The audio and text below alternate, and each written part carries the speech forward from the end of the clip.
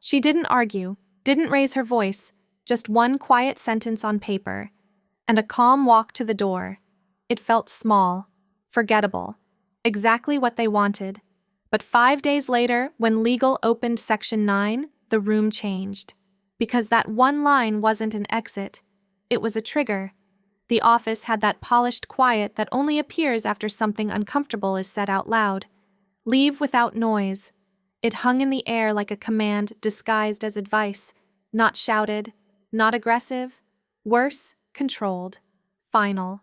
The kind of phrase designed to shrink a person without leaving fingerprints. She didn't move immediately. Around the table, screens still glowed with half-finished slides. Someone pretended to scroll. Someone else adjusted a pen that didn't need adjusting. No one looked directly at her, but everyone was watching. Classic room behavior. Contained tension. Silent alignment. She nodded once. Not in agreement. Not in defeat. Just acknowledgement. As if she had heard something routine, procedural. Something that didn't require reaction. That's when the shift began, though no one noticed it yet. Her fingers moved to the folder in front of her. Not rushed, not hesitant. Precise. She opened it, slid out a single sheet, and smoothed it flat against the table. The paper made that soft, almost inaudible sound, the kind that disappears under fluorescent lights and controlled breathing. A pen clicked. Small details matter in moments like this. The click echoed more than it should have. She wrote one line. No dramatic pauses, no visible emotion, just a steady hand, clean handwriting, no corrections. When she finished, she read it once, not for content, but for structure. Then she signed. Across the table, HR leaned back slightly. Not relaxed, recalibrating. There was a flicker there, a microsecond of curiosity breaking through the practiced neutrality. "What did you write?" someone asked. The question wasn't aggressive, it was uneasy. She didn't answer immediately. Instead, she folded the paper once, not twice, once, clean crease, intentional. She placed it on the table, exactly aligned with the edge, as if positioning it mattered. "It's already clear," she said calmly. Her voice wasn't loud. It didn't need to be. It carried because the room had gone completely still. HR glanced at the paper but didn't reach for it. Not yet. That hesitation, subtle, almost invisible, was the first real crack in the surface. Because in rooms like this, control is everything, and hesitation means uncertainty. "She's choosing to escalate," someone murmured under their breath. But that wasn't quite right. She stood up. No rush, no theatrics. Chair moved back without scraping. Bag lifted smoothly. Every movement economical, like she had already rehearsed this, or perhaps like she didn't need to. At the door, she paused. Not to look back, not to say goodbye. Just a fractional delay, enough to let the silence settle into something heavier than before. Then she left. The door closed softly, and only then did the room exhale. HR reached for the paper. For a second, just a second, their expression shifted. Not confusion, not yet. Something closer to recalculation. "Let me see that," another voice said. But HR didn't pass it immediately. They read it again, slower. The fluorescent lights hummed. The screens kept glowing. Outside the glass walls, the office moved like nothing had happened. Inside, something very small had already started to move in the opposite direction, and no one in that room could quite explain why it suddenly didn't feel over. Not even close. The paper didn't leave HR's hand right away. That alone was unusual. In a room trained to process, label, and move on, delay is a signal. And this wasn't just delay, it was friction. Subtle, but enough to disrupt the rhythm everyone depended on. "What does it say?" the VP asked, leaning forward just slightly. HR didn't answer immediately. They read the line again. Then once more, slower. The words themselves weren't loud. No threats. No dramatic phrasing. Structurally simple. Almost minimalistic. But there was something in how it was constructed. Something that didn't sit inside standard templates. It's A clarification, HR finally said. A weak word, and everyone in the room felt it. Clarification of what? A pause. HR exhaled through the nose, controlled, measured, buying time without admitting it. She's referencing Section 9. That landed. Not heavily, not explosively, but with weight, like a piece placed on a board that changes the entire position without announcing itself. The VP frowned. Severance? Yes. Another pause, longer this time. And she's documenting the instruction to leave without formal notice. Now the room shifted, not visibly at first. No one stood, no one raised their voice, but posture changed. Eyes moved differently. Someone closed a laptop that had been open a second ago, because this was no longer about a quiet exit. This was about record. Read it, the VP said. HR hesitated. Second crack. Then carefully they did. Per your directive to leave without notice, I confirm my compliance under Section 9 severance terms as applicable, effective immediately. Silence. Not empty, dense. That one line did something precise. It took an informal push and anchored it to a formal framework. No accusations, no emotion, just alignment. Clean, almost surgical. She's assuming eligibility, someone said. No, HR replied quietly. She's not assuming. Another pause. She's documenting. That distinction mattered more than anyone wanted to admit, because assumptions can be challenged. Documentation is harder to undo. The VP leaned back, fingers tapping once against the table. Not impatient, calculating. Do we have written notice on file? They asked. HR didn't answer immediately, which was, again, an answer. We had a verbal discussion, HR said carefully. Which is not the same. No. Another silence, sharper now. And witnesses? The VP continued. HR glanced briefly around the table. Too briefly. That was the third crack. She framed it in front of the team, someone said, almost defensively. It wasn't hidden. Yes, HR nodded. But it also wasn't formalized. There it was. The line had been crossed, not loudly, not obviously, but enough.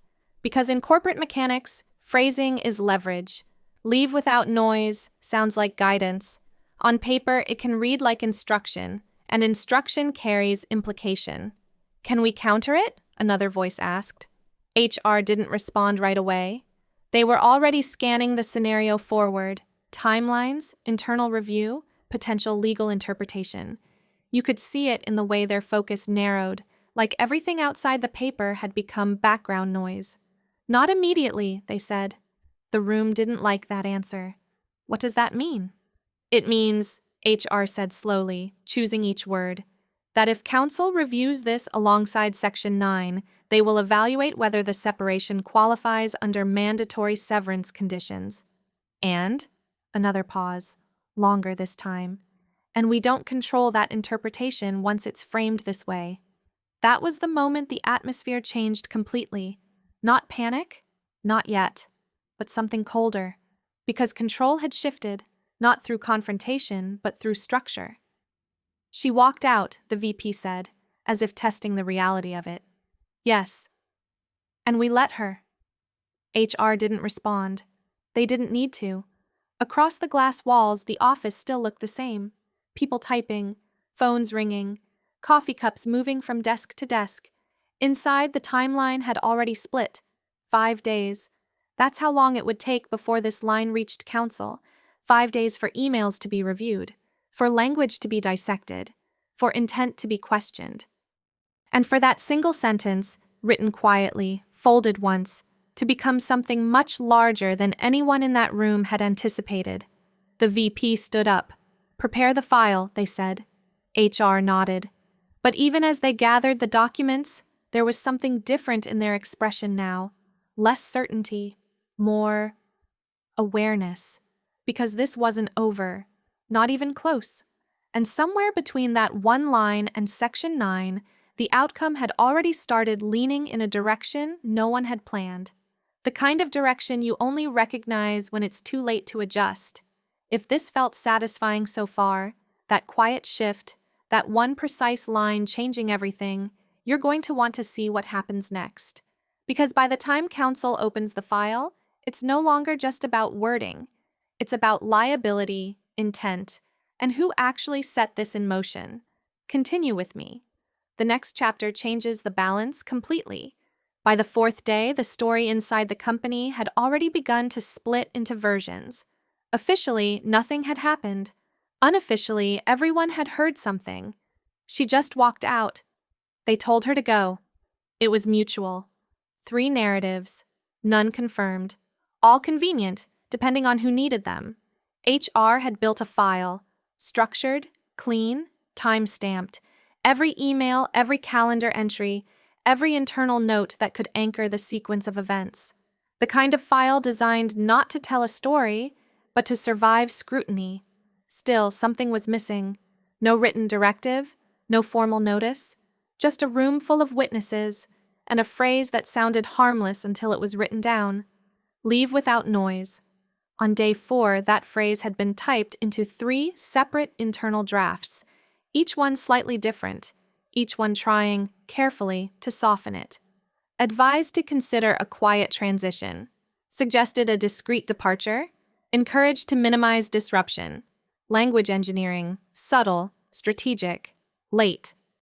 Because once a sentence exists in its original form, every variation feels like revision, not clarification. HR knew that. That's why they didn't send those drafts. Not yet. Instead, they opened her personnel file again. There it was, her line. Unchanged, unembellished, time-stamped to the minute. It looked almost too simple to carry weight. But simplicity in legal framing often holds the sharpest edges. Across the hall, finance had started asking questions. Not directly, not formally, but enough. What's the exposure? Is this classified as voluntary? Do we have a signed separation agreement? HR answered carefully. Pending review. That phrase began to circulate. Pending review. It sounded neutral. It wasn't. Because in internal systems, pending means unresolved, and unresolved items attract attention. Attention attracts escalation, and escalation reaches counsel. Late afternoon, day 4. An email was drafted. Subject line, separation review, section 9, reference short. Precise. No adjectives. HR read it twice, then a third time. They attached the file, paused.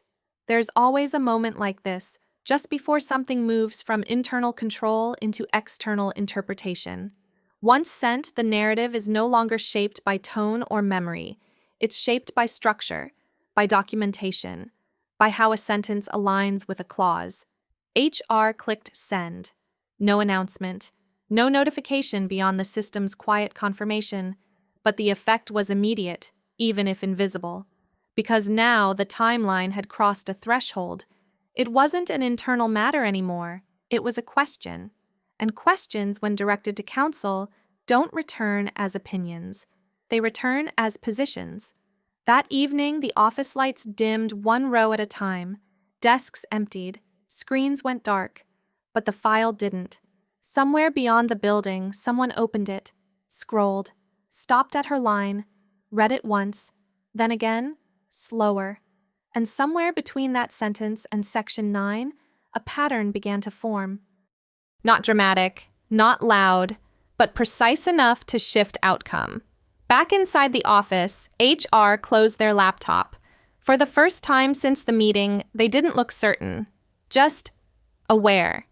Because when language leaves your control and enters legal review, it stops being flexible. It becomes fixed. And fixed language doesn't negotiate, it defines. Day 5 was already in motion, and whatever came back wouldn't sound like advice. Day 5 didn't start with urgency. It started with quiet. The kind that settles before a result arrives. HR opened the system earlier than usual. No messages marked critical, no flagged threads. Just one new entry in the review queue, time-stamped late the previous evening. Counsel response, Section 9, classification. No extra wording, no softeners. That alone set the tone. They clicked. The document wasn't long. Counsel rarely uses volume to make a point. Precision does the work. Structured paragraphs, clean references, no emotion, no narrative, just alignment between facts and clause. HR read the first section, then paused. Not because it was unclear, because it was too clear. They went back to the beginning and read again, slower this time, tracking each phrase like it might shift if viewed differently. It didn't. Across the corridor, the VP stepped in without knocking. Well? HR didn't answer immediately. That hesitation again, no longer subtle. It's classified, HR said finally, voice controlled but lower than usual, as employer-initiated separation under Section 9 applicability. The VP didn't sit. What does that mean in practice? Another glance at the document. It means, HR continued, choosing precision over comfort, that the instruction, as documented, constitutes a directive leading to immediate exit without formal process. Under Section 9, that triggers mandatory severance obligations. Silence. Not the earlier kind. Uncertain, searching. This one was definitive. Mandatory, the VP repeated. Yes. No qualifiers. No room to reframe. Can we challenge it? HR's eyes moved to the final section. There's always a final section. Short, decisive. The part that closes doors. There is no procedural basis to reclassify the event, HR read, almost verbatim. The employee's written confirmation aligns with observed conduct and timing. The record supports Section 9 enforcement. A pause, then quieter. They also noted witness presence. That landed harder than anything else, because witnesses don't just remember events, they anchor them. The VP exhaled slowly, tension shifting into something more contained, calculation replacing denial. What's the exposure? HR had already run the numbers. Full severance package, they said, plus continuity benefits as outlined, no discretionary reduction. Another silence, shorter, sharper. And timeline? Immediate processing recommended. Of course it was, because once something is defined as mandatory, delay becomes risk. The VP finally sat down, not abruptly, not dramatically, just lower than before. Across the desk, the document remained open, unchanging, unaffected by tone or reaction. That was the real shift. Not the obligation itself, but the absence of flexibility. Send it to finance, the VP said after a moment. HR nodded. No debate, no revisions, just execution. They forwarded the document, subject line unchanged, no commentary added. Because at this stage, commentary doesn't alter outcome. Structure does. Within minutes, finance acknowledged receipt. Short reply. One line. Processing under Section 9. That was it. No questions. No pushback. Because the classification had already done the work. Later that day, a notification was prepared. Formal. Clean. Structured like every other corporate communication. Except this one carried weight that couldn't be softened. Payment schedule, benefits continuation, compliance language, all aligned. HR reviewed it once, then approved. Somewhere else, she received it. No meeting, no call. Just documentation arriving with the same quiet precision she had used 5 days earlier. One line, that's all it had taken. Not confrontation, not escalation, alignment. She hadn't argued the system, she had used it, and in doing so, she shifted the outcome before anyone realized the direction had changed. Back in the office, things returned to normal. Meetings resumed, emails continued. The phrase, "leave without noise," disappeared from conversation, quietly retired like it had never existed. But its effect remained, embedded in a file, locked in a clause, resolved not by volume, but by structure. And somewhere between that room, that sentence, and Section 9, a lesson settled in. In environments built on language, the smallest line, written at the right moment, doesn't just respond, it defines. The office didn't mark the ending. No announcement, no internal memo, no lessons learned circulated in clean bullet points, just absence. Her desk was cleared faster than usual, not rushed, but efficient. As if the system preferred closure without attention, a new name appeared in the directory within days, access reassigned, threads redirected, operational continuity. On the surface, nothing stayed, but patterns did. The phrase that started it, "leave without noise," never returned. Not in meetings, not in side conversations, not even as a joke. It was quietly removed from the vocabulary, like a term that had revealed too much about how things actually worked. Language tightened. HR communications became more structured, more deliberate, fewer improvisations, more written follow-ups. Verbal instructions started getting confirmed, subtly at first, then consistently. Just to align, we're documenting this as, per discussion, next steps are, please confirm your understanding, not defensive, adaptive. Because once a single sentence triggers a defined outcome, the system learns. The VP noticed it too. Meetings changed tone, less shorthand, fewer casual directives. More pauses before phrasing. Words weighed not just for intent, but for interpretation. Control re-engineered. A week later, finance closed the case.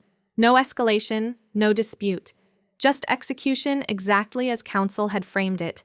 Numbers aligned, payments processed, file archived, closed in the only way that matters internally. But even closure has residue. In quiet moments, when conversations drifted toward difficult exits or sensitive transitions, there was a subtle recalibration, a shared awareness that some outcomes don't explode, they settle, precisely. And once settled, they're hard to move. No one referenced her directly. They didn't need to. The example existed without being named. A kind of silent precedent, not official policy, more powerful than that. Because policy can be interpreted. Precedent is remembered. Somewhere beyond the company walls, she moved on. No dramatic post, no public statement, no visible reaction, just progression, clean, deliberate, as if the entire event had been a step, not a disruption. And maybe that was the final shift. Not what she said, not even what she wrote, but how she positioned it. She didn't resist. She didn't argue. She aligned the moment with the structure that governed it, and let that structure do the work. Back in the office, the lights dimmed at the end of another day. Screens went dark. Conversations ended mid-sentence and resumed elsewhere. Everything continued. But under that continuity, something had been recalibrated. Quietly, permanently. Because in systems built on clauses, records, and controlled language, power rarely raises its voice. It writes one line and waits.